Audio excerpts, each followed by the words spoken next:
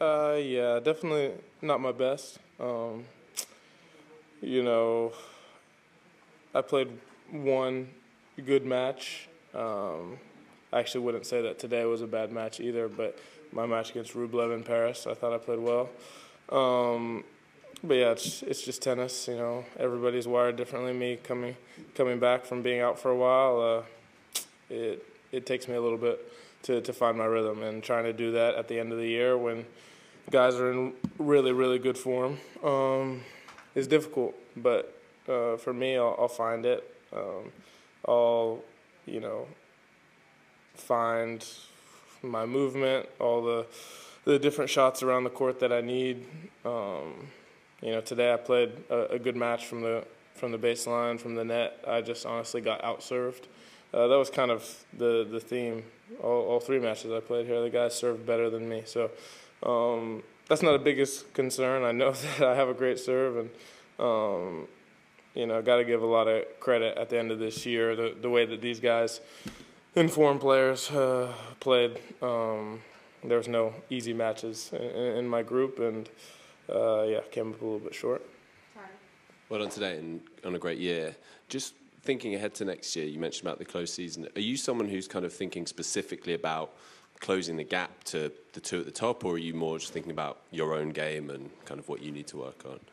I mean, yeah, I think you're always, for me, I'm always trying to chase the people in front of me. How I can get better, how I can be more effective, and also not losing sight of what makes me great and not trying to change too much. But yeah, certainly eye-opening, being able to play against some of the best players in the world on the things that I need to do better. And I'm not the player that I want to be yet. Not close, and there's so many things that I need to work on. But for me, I'm lucky. I mean, you can look at it two ways. Either I was out for a month and a half with an injury, or I got a month and a half break, and now when I go home, it's not like I need time to decompress and not play for a while before I start training. I can kind of get right back into it. Hi, Ben. Great season. Congratulations. How does the process of being inspired to work further and to come up with the missing pieces after such matches work for you? How does that look? Is it like immediate? When do we expect something like that to happen with you, and so on? You mean like when you expect the improvements to happen? Yes, how does the process look? No, I mean, I think it's, tennis is a sport where you don't get instant gratification. So I could be working on things now this week, or have worked on things for the past 3 months, or past 2 months, or past month when I've been trying to come back, and I may not see it on the court yet, but maybe in Australia or in Paris. So at some point next year, I start to see those things come along. And it's always been like that in my career. I set a goal, I start working on it every day. It doesn't come to me right away. It's frustrating. And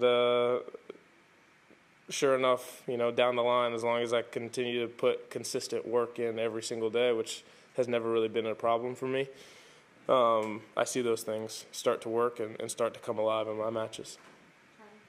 I mean, sorry, just to follow up to before, you've had some really good matches against the top two today, and today felt like it was really close, came down to a few points like in the breaker. How close do you see that gap, and do you have in your mind like specific things that you think you need to do to get there? Yeah, I mean, you can't just look at it as those two. I think tennis is a matchup sport. If you look at the top four, they're all such different players, or top 5 or top 10. Everybody's very different, and every matchup's going to be different. And there's certain things about matchups with certain players that I love, and certain things that they probably love against me, and things that they hate. So trying to figure out how to be more disruptive looks different.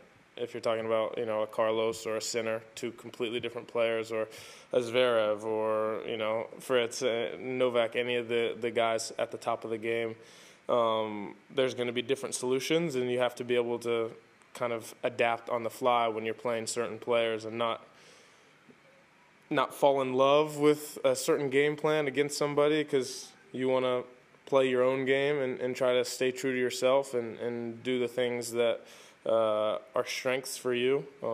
And for me, I think I have a very specific style that I like playing, and that helps me play my best. But at the same time, I got to, figure out ways to make guys uncomfortable. Last one. Hi, Ben. I was wondering, you played against Jannik in different conditions, grass, outdoor hard courts, indoor hard courts. In what kind of condition is most difficult to play against him? Because here he has like an unbelievable record. You are like the only player in the last 2 years to take him to a tiebreak.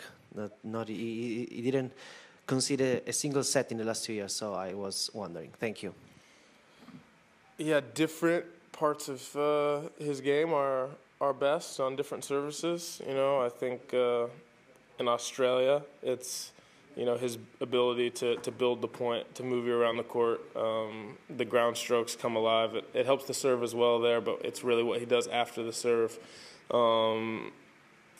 Here, indoor courts, you know, he's hitting the lines a lot on the serve. You know, he's pinpoint accuracy, and it's easier to serve indoors in general. You know, if you look at the three guys I played and how tight they were on the lines, you know, he was probably the closest of the three, but it's a small difference between him, you know, Zverev and Felix, what they've been doing this tournament. So I think that, you know, his serve makes him really, really difficult here. Obviously, the ability to take time away and hit winners from different places, from the baseline or wherever in the court, is a big advantage. So, I mean, yeah, I guess it's hard to argue that indoor hard court's not his best surface, but I think